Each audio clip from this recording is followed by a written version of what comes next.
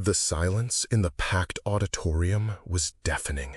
Nearly 2,000 students, teachers, and parents had gathered for what was supposed to be a routine disciplinary hearing, but now they all stared at the empty podium where moments before, Mr. James Mitchell had been publicly dismissed from his position as a substitute teacher. The principal's words still echoed, "Due to your inappropriate interference in student affairs, your employment is hereby terminated." But what nobody knew yet was that this single father's act of courage would spark something none of them could have imagined. To understand how this moment would change everything, we need to go back to where it all began. James Mitchell pulled his rusted Honda into Westfield High's parking lot, the engine making that familiar grinding sound that reminded him he couldn't afford repairs. At 38, he looked older than his years, worn khaki pants and faded shirt marking him as different from other teachers. He carried his materials in a torn backpack his 8-year-old daughter Sophie had decorated with star stickers back when his wife Sarah was still alive. Substitute teaching for 6 months now, James took whatever assignments he could get since losing his job at the automotive plant. The work was inconsistent, pay barely enough to keep their small apartment, but it was all he could manage as a single father. Sophie needed him home by 4:30 for homework, dinner, and someone to listen when she talked about missing her mother. Room 208 had broken air conditioning and dirty windows, but good morning light.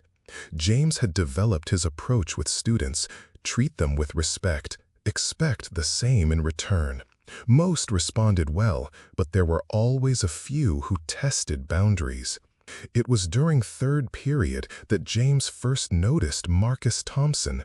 The 16-year-old sat in the back corner, hood up despite school policy, staring out the window with that distant look James recognized from his own mirror after Sarah's funeral.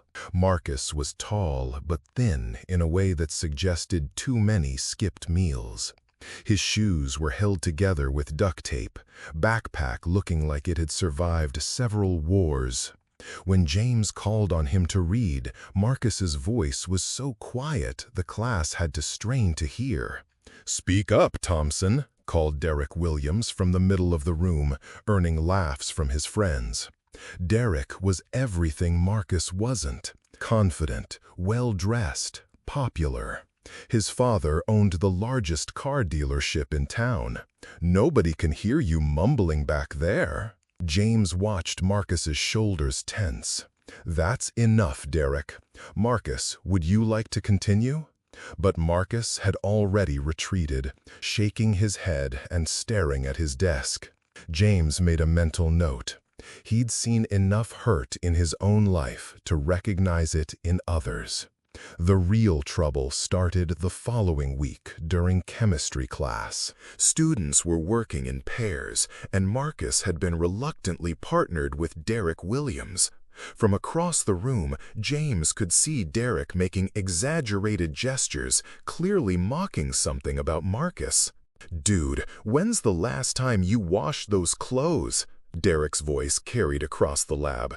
"They smell like my dad's garage." His friends snickered, and Marcus's face flushed red. "Maybe if your mom wasn't too busy with her various jobs, she could do some laundry. Or maybe she's just too tired from working nights. I heard she's real popular downtown, if you know what I mean." The implication hung in the air like toxic gas. Marcus stood up so quickly his stool toppled over, his face a mixture of pain and rage. "Don't you dare talk about my mother!" Derek laughed. "What are you gonna do about it, charity case? Your whole family's a joke.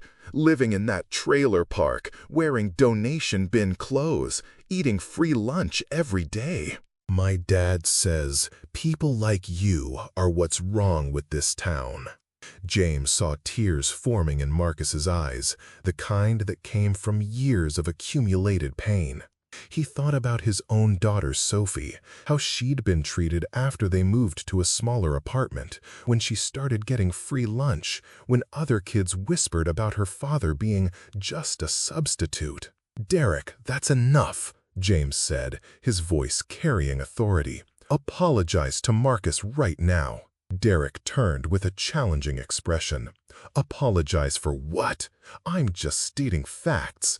Maybe if you weren't just a sub, you'd understand how real teachers handle things." The classroom went dead quiet. "What I understand," James said slowly, walking toward Derek's table, "is that there's never an acceptable reason to humiliate another human being. Marcus, you don't have to apologize for who you are. Derek, you owe him an apology." Derek's face flushed with anger. "You can't tell me what to do." "My dad's on the school board. He could get you fired with one phone call." "Then maybe he should," James replied calmly.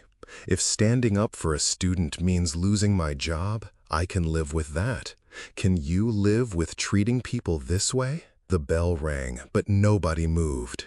Derek gathered his expensive backpack and walked toward the door, turning back with a smile that promised trouble. "You just made a huge mistake, Mr. Mitchell. You have no idea who you're messing with." Tell us in the comments where you're watching from and if you've ever witnessed someone stand up for what's right, even when it cost them something important. That afternoon, James received a call requesting a meeting the next morning. He knew what it meant. Sitting in his car, he wondered how he'd explain to Sophie that Daddy might not have work anymore. His phone buzzed with a text from Sophie's program. "Sophie's asking when you'll be here. She made you a superhero drawing." Principal Anderson's office was decorated with awards and photos of him with local politicians. On his desk sat a crystal paperweight reading "Excellence in Education" and a photo of Derek Williams receiving some academic award. "Mr. Mitchell," Principal Anderson began, without offering him a seat, "I've received concerning reports about your confrontation with Derek Williams. Derek's father called this morning. He's very upset. The Williams family has been generous supporters, and we can't afford to alienate donors over a misunderstanding." "It wasn't a misunderstanding, sir. Derek was making cruel comments about Marcus's family. I intervened because no student should endure that harassment." "You're a substitute teacher. Your job is to follow lesson plans and maintain order, not referee every teenage disagreement. Derek is an honors student from a respected family. Marcus Thompson's file shows multiple issues and concerning family circumstances." "Concerning family circumstances?" "You mean being poor? Having a single mother working multiple jobs? Since when is poverty a disciplinary issue?" The point is, substitute teachers need to understand their hierarchy. You can't make enemies of influential families. What exactly are you asking me to do? Apologize to Derek Williams and his family. Acknowledge you overstepped and assure them it won't happen again. The silence stretched like a chasm.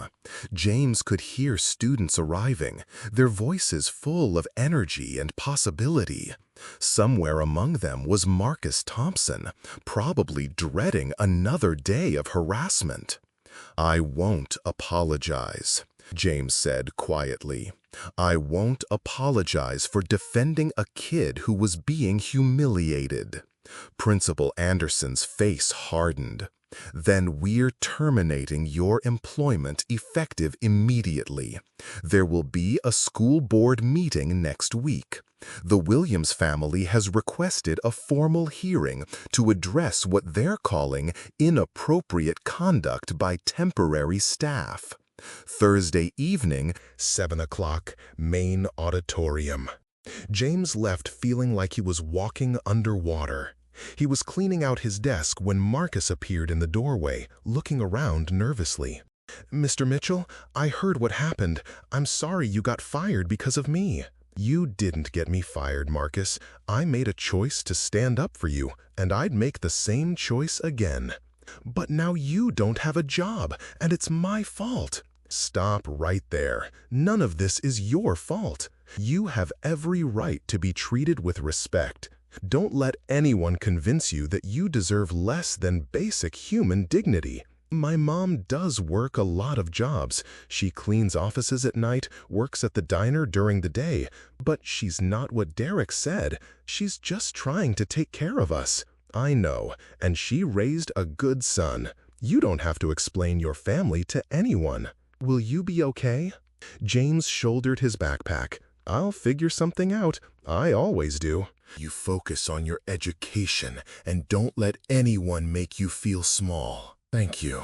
Nobody's ever stood up for me like that before. Everyone deserves someone in their corner, Marcus. The drive home was a blur of worry and calculation.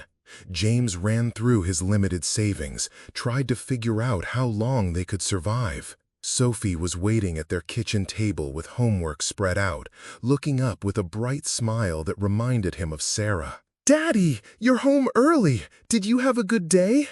How do you tell an 8-year-old the world isn't fair? Sophie, we need to talk. Daddy's job at the high school ended today. Her smile faded, fear creeping into her eyes. Did you get fired again? Yes, sweetheart, but not because I did anything wrong.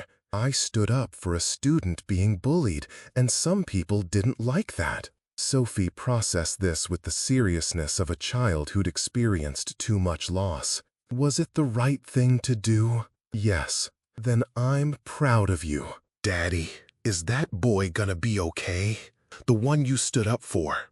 If you're not there to protect him anymore, and you're not going to tell people what really happened, who's gonna make sure he's okay? James realized he'd forgotten about the real victim. Sophie, how would you like to come with Daddy to a meeting tonight? The Westfield High Auditorium was nearly full when they arrived. Word had gotten out, and half the town had come to see the confrontation. James could feel stares as they found seats in the back, could hear whispers following them. Board President Susan Chen called the meeting to order. We're here to address a complaint filed by the Williams family regarding substitute teacher James Mitchell's conduct. Mr. Williams, please state your concerns. Richard Williams stood up, adjusting his tie with the confidence of someone never told no. My son Derek came home upset about how he was treated by Mr. Mitchell. Derek was participating in normal classroom discussion when the substitute teacher singled him out for public humiliation. Derek felt attacked and threatened. Derek gave his version next, describing a friendly conversation about school supplies when Mr. Mitchell had aggressively confronted him. There was no mention of cruel comments about Marcus's family, no acknowledgement of bullying. I just don't understand why a teacher would attack a student like that, Derek concluded, his voice wavering with practiced emotion. Several board members nodded sympathetically. James could see the narrative taking shape. He was about to become the villain, where a wealthy family's son was the victim. "Mr. Mitchell, you're welcome to respond," Chen called out. James had planned to keep remarks brief, but as he stood and looked around the packed auditorium, he saw something unexpected.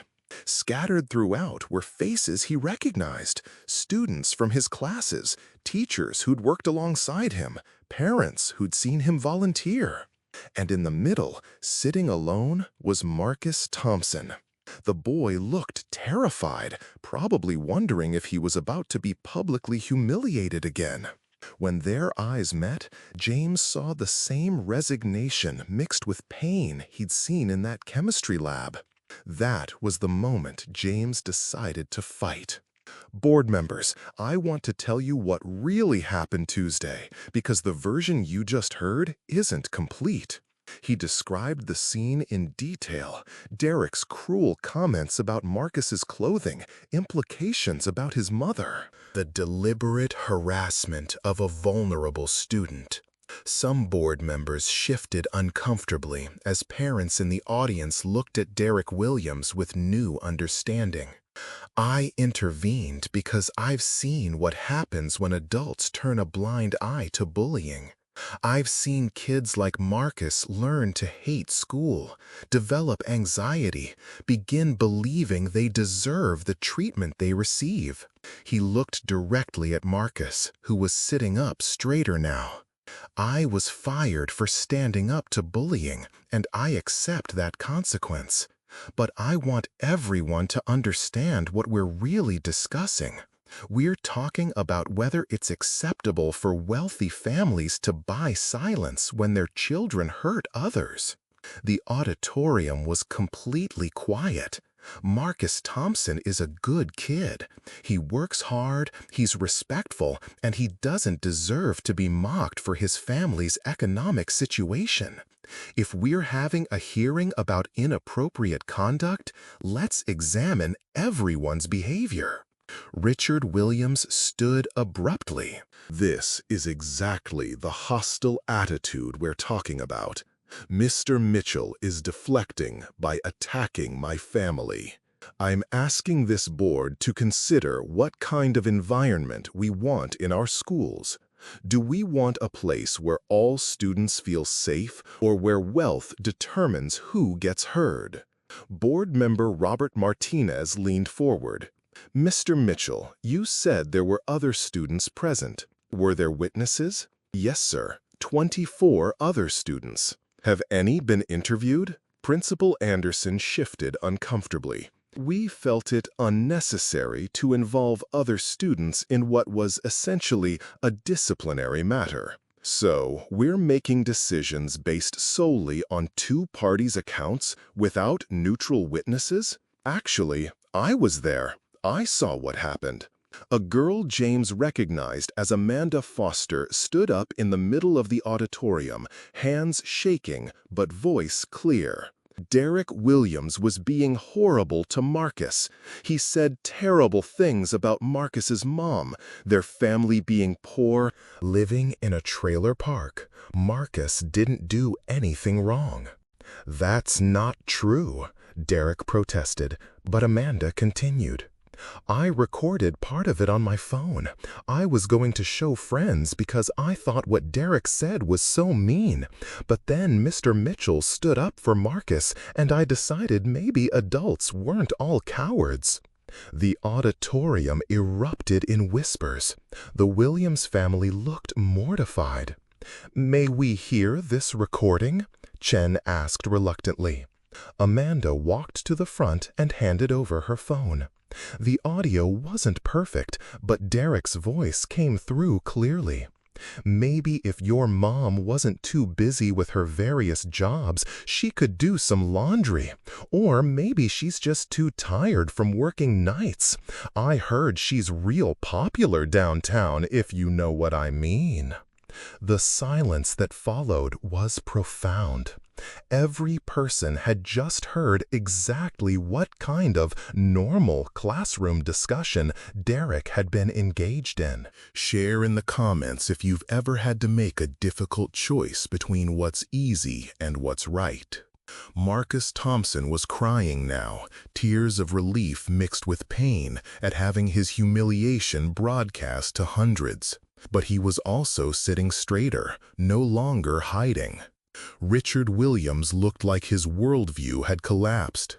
That recording was taken without consent. It's probably illegal. Actually, it's perfectly legal for a student to record what happens in a public classroom, said Janet Morrison, a local attorney standing near the front. As a community member and parent, I'm appalled. That recording shows harassment that could constitute grounds for legal action. The Williams family huddled in urgent conversation, realizing their public relations problem had become potential legal liability. But the most surprising moment came next. Marcus Thompson stood and walked slowly toward the front. He looked terrified but determined. I want to say something about Mr. Mitchell, Marcus began, gripping the microphone stand with shaking hands. I've been going to schools in this district for 10 years, and I've been bullied most of that time. Teachers see it and usually just tell me to ignore it. They say kids will be kids." He paused and looked back at James. But Mr. Mitchell was different.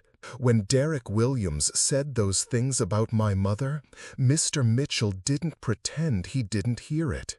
He stood up and said it was wrong. "Nobody has ever done that for me before." Marcus's voice grew stronger. "My mom does work a lot of jobs. She cleans offices and works at the diner, and sometimes she falls asleep in her uniform. But she's the best person I know, and she doesn't deserve to be talked about like that. Mr. Mitchell protected her honor when I couldn't." He wiped his eyes. "I don't know what's going to happen to Mr. Mitchell, but I want everyone to know he's a good teacher and good person. He lost his job because he stood up for me." And I'll never forget that. As Marcus walked back, something extraordinary happened. One by one, people began to stand. It started with Amanda Foster, then other students from James's classes. Teachers stood up. Parents who'd seen him volunteering joined them. Within minutes, nearly the entire auditorium was standing in silent support of the substitute teacher fired for doing right. The only people seated were the Williams family, Principal Anderson, and a few uncomfortable board members. James stared in disbelief. These people were risking their own relationships to show support for him. Sophie stood beside him, her small hand in his. "Daddy, they're all standing up for you." "I think they're standing up for what's right, sweetheart." The standing ovation continued for several minutes. When the crowd finally settled, Chen looked shaken. "This hearing has taken an unexpected turn. The board needs time to review all evidence presented tonight, including the recording. We'll announce our decision within the week." Richard Williams stood one last time, face red with anger and embarrassment. "This is a disgrace. We came in good faith and instead been subjected to a public ambush. The Williams family will be reconsidering our relationship with this district." As the Williams family stormed out, several community members called out, "Good riddance," and "Don't let the door hit you." But James felt no satisfaction in their humiliation. Many people stopped to shake James's hand or offer support. Teachers shared their own experiences with the Williams family's bullying. Parents thanked him for setting an example of moral courage. Students shared stories of times they'd wished an adult would stand up for them. Marcus was one of the last to approach, looking different somehow, taller, more confident. "Mr. Mitchell, thank you for tonight, for defending my mom, and for showing me I don't have to accept being treated badly.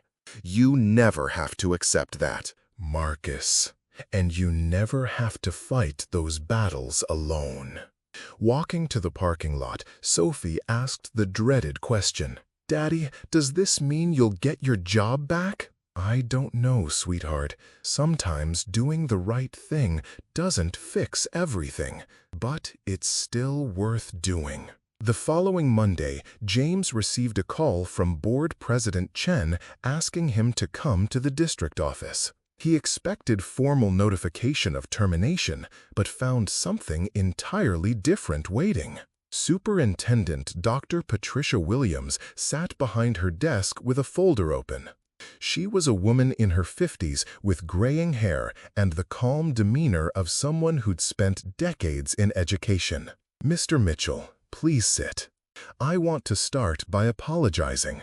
What happened to you should never have occurred in any school I oversee." She closed the folder and looked directly at him. "I've spent the weekend reviewing everything, including Thursday's recording and witness statements.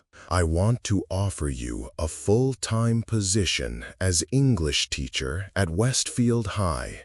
We have an opening next semester, and we need educators who understand protecting students is more important than protecting donors." James stared in disbelief. "I don't understand. I was fired for cause." "You were wrongfully terminated by an administrator who prioritized politics over principles. As of this morning, that termination has been expunged and you'll receive back pay." "What about Principal Anderson?" "He's been placed on administrative leave while we conduct a full review." The board was quite clear in their guidance after Thursday's hearing. After months of struggling, he was being offered exactly what he'd hoped for, but never dared expect. "There is one condition," Dr. Williams added with a slight smile. "You'll be expected to continue standing up for students who need someone in their corner. Think you can handle that?" "Yes, ma'am, I can handle that." When James picked Sophie up that evening, she could tell immediately something had changed. He was walking differently, standing taller, smiling like she hadn't seen since before her mother died. "Guess what, sweetheart? Daddy got a new job, a real job, teaching English full-time at the high school." Sophie's eyes went wide. "Really? They gave you your job back?" "Even better, they gave me a permanent position, which means we don't have to worry about finding work every day. We can stay in our apartment, you can keep going to your school, and we can stop worrying about money." That night, they celebrated with pizza from Sophie's favorite restaurant, the first takeout in months. Over the following weeks, Marcus Thompson transformed from the quiet, withdrawn boy hiding in back corners to an engaged student who participated in discussions and made friends. His grades improved dramatically, and he joined the debate team, where his thoughtful insights quickly made him valued. Derek Williams faced a different transformation. The recording had spread throughout school, and he found himself socially isolated. For the first time, Derek knew what it felt like to be an outsider. The Williams family withdrew their financial support, but the community stepped up to fill the gap. Local businesses began contributing.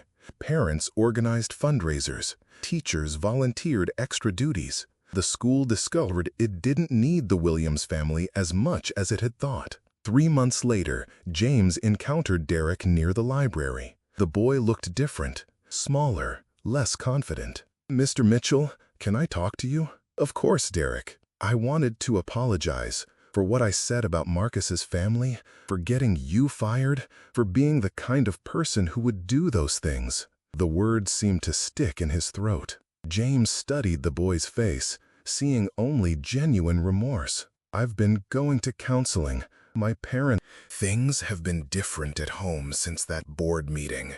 We've been talking about how I treat people, why I thought it was okay to say those things.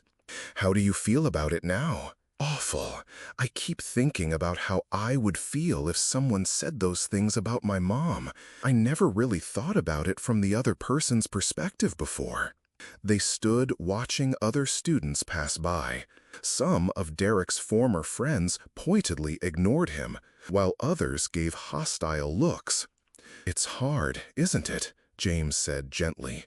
"Being on the outside, having people judge you without knowing who you really are."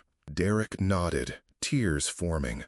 Is this how Marcus felt all the time? Like everyone was looking at him and seeing something wrong? "I think so. But Derek, the difference is Marcus never hurt anyone else because of how he was feeling. That's a choice each of us makes when we're struggling. I want to apologize to Marcus too, but I don't know if he'll listen."